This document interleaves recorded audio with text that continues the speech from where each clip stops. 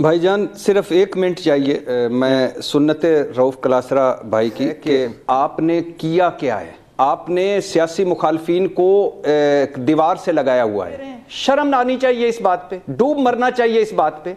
इस निज़ाम से बदबू इतनी उठ रही है, लेकिन मैं जब इलाज करवाऊंगा या करवाऊंगी तो मैं लंदन में करवाऊंगा। नए सूबों की जरूरत है। डाइवर्ट हो रहे हैं सर। कर्जे कब आप उतारें? इरशाद भट्टी साहब, आपकी क्या राय है सर? ये जो भी वहाँ तकारीर की गई, कुछ जर्नलिस्ट भी वहाँ पे मौजूद थे, उनकी जानिब से भी तकारीर हुई, हुकूमत कोई होगी सर परेशान होगी इस परफॉर्मेंस को देख के? भाईजान सिर्फ एक मिनट चाहिए। मैं सुन्नत रऊफ कलासरा भाई की कि देखिए, पहली बात यह है कि आपने किया क्या है इस एक साल में। हाँ। आपने इलेक्शन से लोगों का एतमाद उठवा दिया है। आपने अदलिया को फारग कर दिया है। आपने सियासी मुखालफीन को दीवार से लगाया हुआ है। आप नफ़रत और तकसीम उगल रहे हैं, आग उगलते हैं रोज़ मुंह से।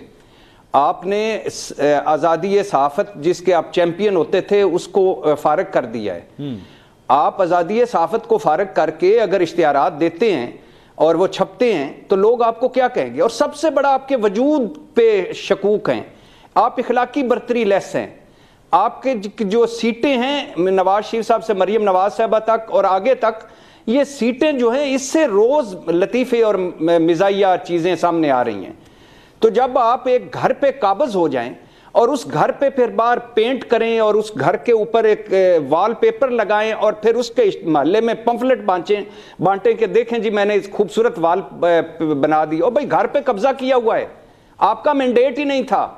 आप कर क्या रहे हैं? इस मुल्क का सवा सत्यानाश कर दिया है आपने सारे इदारों का सवा सत्यानाश कर दिया है और आप इश्तिहारात दे रहे हैं। शर्म ना आनी चाहिए इस बात पे, डूब मरना चाहिए इस बात पे। आपने कोई इदारा रहने दिया? किसी इदारे की इज्जत रहने दी है आपने?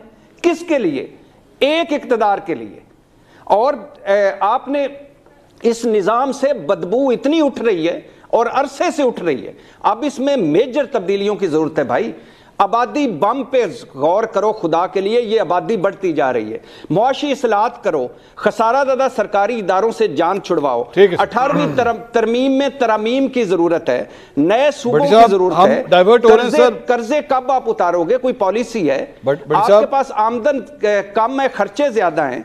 IMF से कैसे जान छुड़ानी है? कोई एक चीज तो बताओ ना जो आपने की है। मैंने वहां ट्रैक्टर दे दिया, मैंने वहां दवाइयां दे दी, मैंने वहां कर दिया, अस्पताल बन गए, लेकिन मैं जब इलाज करवाऊंगा या करवाऊंगी तो मैं लंदन में करवाऊंगी।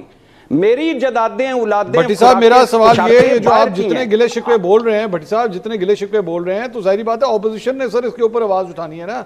तो ये जो ग्रैंड अलायंस बन रहा है, इसने जो कुछ भी आज किया है, क्या ये आवाज उठा सकेगा? क्या ये हुकूमत को तंग कर सकेगा?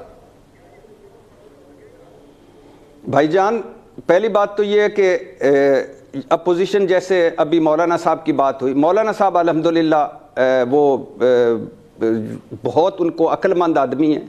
उनको पता है कि ये इंतखाबात जाली हैं, असम्बलियाँ बेची और ख़रीदी गई हैं, लेकिन वो इसके हिस्सा रहेंगे।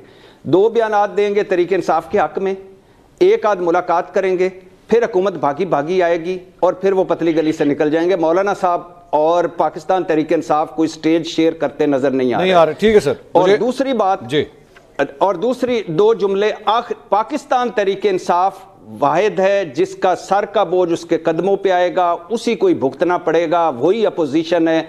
बाकी सारी कंपनी की मशहूरी है।